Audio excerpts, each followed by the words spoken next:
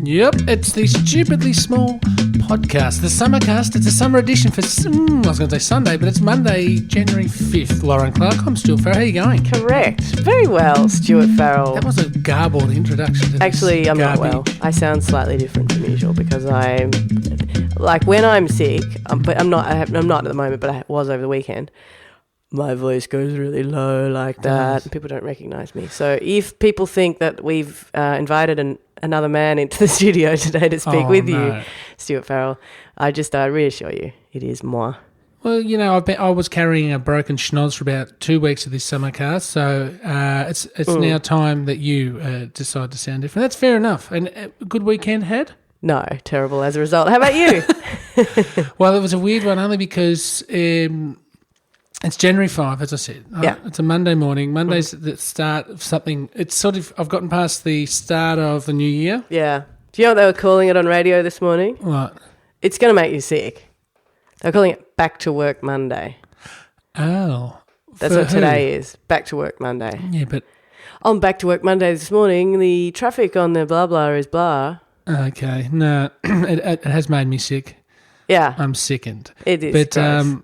well, it's back to reality Monday. Well, I mean, if they use that, because think about it, unless you've got school-age kids, yeah, it's more of a, all right, I've had the Christmas, almost first week of the new year, pull your finger out, it's the let's cheating, get going. The cheating time is, because it did feel like you were cheating time there for a bit. It was like, wow, there's this whole expansive thing between Christmas and New Year's, and then they're like getting over New Year's, and now it's yeah, pull your finger out. Yeah, totally. It's time to get real. And you asked me about my weekend, and it was real? like the end. It was really real. It was like the end of the line for me. Right. I could do anything I wanted. Yeah.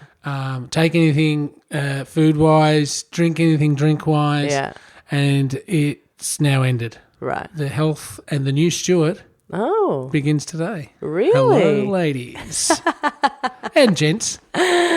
Excellent. Well, I look forward to meeting the new Stuart, although I like the old one too. He was all right sometimes. So, look, we thought what we would do today is we would address the fact that we've been getting some lovely lovely people have been getting in contact over the last little while. And particularly, I think over this period, with this little lost time period, people have been a bit more relaxed. They've had a little bit more access to whatever, online stuff. But also we've been getting lots of mail over Christmas. So we thought we would officially say to every single person who's been in contact with us, thank you. Oh, thank you. Very much from the bottom of our stupidly large hearts. But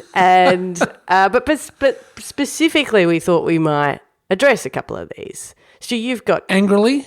No, but no. Okay, well, if anyone follows because people have been asking lots of questions. Yes. And yes, you can follow us, of course, on social media, Facebook and Twitter, and via our website, which is stupidlysmall.com. But you can also get in touch via the PO Box address, which is PO Box 1436, Fitzroy North 3068. We've had people doing that, Stu Farrell. We have, and the reason I mentioned social media is because I put a photo of a portion of this letter up a week or two ago. But it's from a young person, Anna, 14, who lives in the ACT. Hello, Anna. Have people from the ACT listening. We had a couple of bits of written. I reckon the ACT. Do they have the internet in the ACT yet? Oh, well, I mean, they're all. You'll start getting hate mail from the ACT. We've had a lot. We actually have had a very large proportion of our snail mail, turn up from the ACT. That's why I ask if the computer has been introduced to that part of the country. You know that's how you get podcasts, right? Okay, touche. But Anna had written to us middle of last month, actually, and says she enjoys it. Hello, Anna, by the way. We should say hello. We will write back to you, I think. But she's compulsively listening, has downloaded all the episodes, but has written a 2-page letter with 5 questions that need to be addressed. Good. And we can get through those quickly for you, Anna. About time. We had some and the first question addressed. was a bit of a weird one. Why do you spell your name so strangely? And is stew short for something, maybe Irish stew? Actually, I hope not. That would just be weird. Now, Anna? Yes. I don't spell my name. Mine's obviously, well, not obviously now, but it's short for Stuart. The end. Stew, though. Is that weird? That's not weird because there is a Stuart, Stuart. My dear co-host, is quite weird. My name is rather weird. My name is Lorin, Lauren, and the number of times I have to spell that out and then pronounce it so people stop getting confused about everything. It's actually a man's name. It's a boy's name I thought the boys' version was Florin with an F. There's that too. Yeah. But there's a famous Italian conductor called Lorin, Lorin. Lorin Mazel or something. I'm so getting that wrong and somebody's going to, some smart Alex going to ring right in and tell me. But anyway, my name on my birth certificate, Stu Farrell, is Lauren.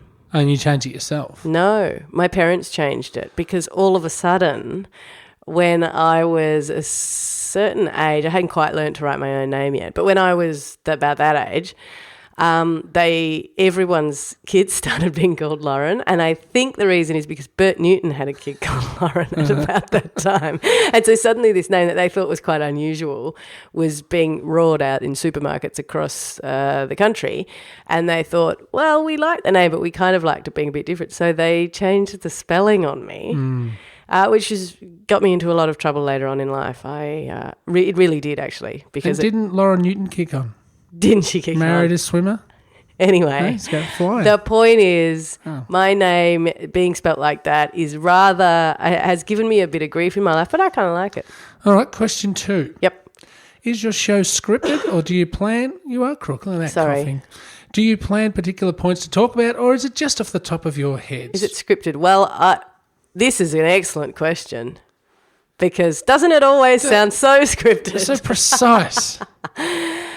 No scripts. I think we can be honest about that. We don't script anything in life.